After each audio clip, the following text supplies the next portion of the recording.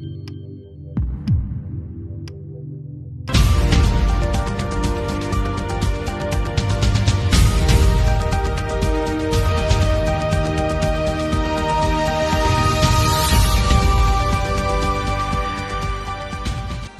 হযরত শাহজালাল আন্তর্জাতিক বিমানবন্দরে, সেখানে আমরা দেখতে পাচ্ছি এই মুহূর্তে আমরা দেখতে পাচ্ছি বিএনপির ভারপ্রাপ্ত চেয়ারম্যান জনাব তারেক রহমানকে। তিনি আসলে বের হচ্ছেন। বিএনপির ভারপ্রাপ্ত চেয়ারম্যান জনাব তারেক রহমান সপরিবারে হযরত শাহজালাল আন্তর্জাতিক বিমানবন্দর থেকে তিনি বের হচ্ছেন।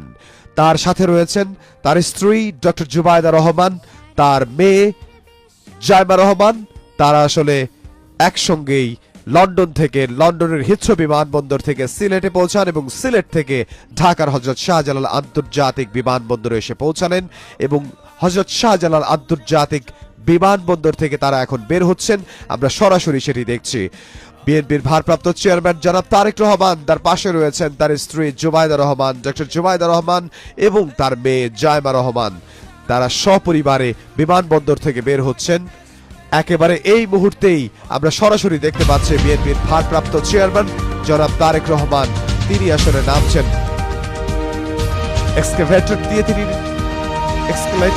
আসলে নামছেন এবং তিনি বিমানবন্দরের বাইরে বের হওয়ার